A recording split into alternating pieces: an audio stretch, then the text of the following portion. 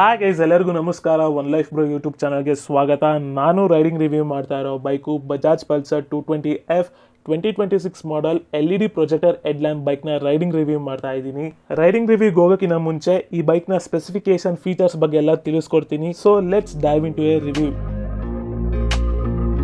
2026 first half ನಲ್ಲಿ Bajaj Pulsar 220F bike ನ relaunch ಮಾಡಿದ್ರು with the specification of turn by turn navigation and new colour new design with LED indicators ಜೊತೆ bike ಬಿಟ್ಟಿದ್ರು. ಈಗ ಮತ್ತೆ 2026 second half ನಲ್ಲಿ bike ನ ರೀಲಾಂಚ್ ಮಾಡಿದ್ದಾರೆ with the LED projector head lamp ಜೊತೆಗೆ. ನಾರ್ಮಲ್ ಹ್ಯಾಲೋಜನ್ ಬಲ್ಬ್ ಇತ್ತಲ್ಲ, ಅದನ್ನ LED ಪ್ರೊಜೆಕ್ಟರ್ ಹೆಡ್ ಲ್ಯಾಂಪ್ ಗೆ ಅಪ್ಗ್ರೇಡ್ ಮಾಡಿದ್ದಾರೆ. ಅದು ಬಿಟ್ರೆ fully digital instrument cluster with turn by turn navigation ಬರುತ್ತೆ with bluetooth connectivity, USB charging port ಬರುತ್ತೆ. ಇನ್ನ ಡೈಮೆನ್ಷನ್ಸ್ ವಿಚಾರಕ್ಕೆ ಬಂದಾಗ ಕ್ಲಬ್ ವೇಟ್ ಬಂದು 160 kg ಇದೆ, ವೀಲ್ ಬೇಸ್ ಬಂದು 1350 mm ಬರುತ್ತೆ.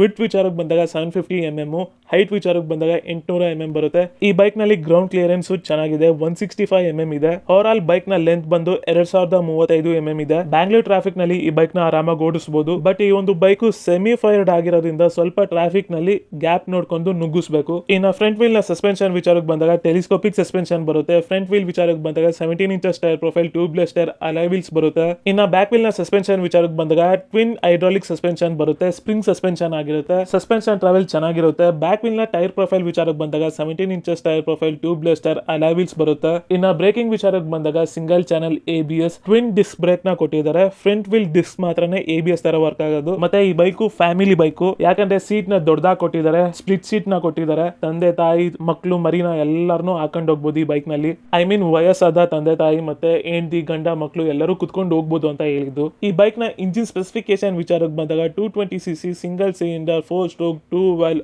Oil cooled BS6 E25 compatible with OBD2 sensors ಜೊತೆ ಈ ಒಂದು ಬೈಕ್ ಬರುತ್ತೆ. ಈ ಬೈಕ್ ನ ಸ್ಪೆಷಾಲಿಟಿ ಏನಪ್ಪಾ ಅಂದ್ರೆ ಟ್ವಿನ್ ಸ್ಪಾರ್ಕ್ ಇಗ್ನಿಷನ್ ಬರುತ್ತೆ. ಸೊ ಹೈಯರ್ ಸ್ಪೀಡ್ಸ್ ನಲ್ಲಿ ಈ ಒಂದು ಬೈಕ್ ನ ಕೇಪಬಿಲಿಟಿ ಅಂತೂ ಸಖತ್ತಾಗಿರುತ್ತೆ.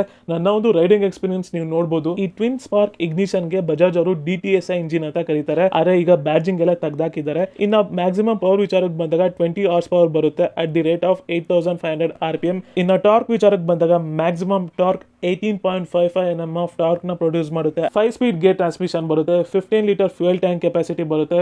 ಫ್ಯೂಯಲ್ ಟ್ಯಾಂಕ್ ಮೆಟಲ್ ನಲ್ಲಿ ಕಂಪ್ಲೀಟ್ ಆಗಿರುತ್ತೆ. ಮೈಲೇಜ್ ಅರೌಂಡ್ 35 to 40 ಆರಾಮಾಗಿ ಕೊಡುತ್ತೆ. ಸರ್ವಿಸ್ ಕಾಸ್ಟ್ ವಿಚಾರಕ್ಕೆ ಬಂದಾಗ ನಾರ್ಮಲ್ ಆಗಿ 2000 ಇಂದ 3000 ರೂಪಾಯಿ ಮ್ಯಾಕ್ಸಿಮಮ್ ಆಗುತ್ತೆ. ಇನ್ ವರ್ಸ್ಟ್ ಕೇಸ್ 4 ರಿಂದ 5000 ರೂಪಾಯಿ ಆಗ್ಬಹುದು. ಆಯಿಲ್ ಕೂಲ್ಡ್ ಇಂಜಿನ್ ಆಗಿರೋದ್ರಿಂದ ಸರ್ವಿಸ್ ಕಾಸ್ಟ್ ಎಲ್ಲ ಕಮ್ಮಿನೇ ಇರುತ್ತೆ. ಮೇಂಟೆನೆನ್ಸ್ ಕಮ್ಮಿ ಇರುತ್ತೆ, ರಿಲಯಬಲ್ ಇರುತ್ತೆ. ಆರಾಮಾಗಿ ನೀವು ಎಲ್ಲಿ ಬೇಕಾದ್ರೂ ತಗೊಂಡೋಗ್ಬೋದು, ಆಫೀಸು ಕಾಲೇಜ್ ಎಲ್ಲಿಗೆ ಬೇಕಾದ್ರೂ ತಗೊಂಡೋಗ್ಬೋದು. ಅಂಡ್ ಈ ಒಂದು ಬೈಕು ಆಫ್ ರೋಡ್ಗೂ ಸೈ, ಆನ್ ರೋಡ್ಗೂ ಸೈ, ಡೈಲಿ ಆಫೀಸ್ಗೂ ಸೈ, ಎಲ್ಲದಕ್ಕೂ ಸೈ. ಸೈಡ್ ಸ್ಟ್ಯಾಂಡ್ ಬರುತ್ತೆ, side stand engine cut off ಬರುತ್ತೆ, ಸೆಂಟರ್ ಸ್ಟ್ಯಾಂಡ್ ಬರುತ್ತೆ, ಸ್ಯಾರಿ ಗಾಡಿ ಇದೆ, ಫುಟ್ ಪೆಕ್ಸ್ ಕ್ವಾಲಿಟಿ ಚೆನ್ನಾಗಿದೆ. ಇನ್ನ ಬಿಲ್ಟ್ ಕ್ವಾಲಿಟಿ ವಿಚಾರಕ್ಕೆ ಬಂದಾಗ ಬಜಾಜ್ ಅವರು ಸಾಕತ್ತಾಗಿ ಬಿಟ್ಟಿದ್ದಾರೆ ಈ ಒಂದು ಗಾಡಿನ. ಬ್ಯಾಕ್ ವೀಲ್ ನ ಡ್ರೈವ್ ಬಂದು ಚೈನ್ ಡ್ರೈವ್, ಲಾಂಗ್ ರೈಡ್ ಗೆ ಶಾರ್ಟ್ ರೈಡ್ ಗೆ ಈ ಬೈಕ್ ಚೆನ್ನಾಗಿದೆ.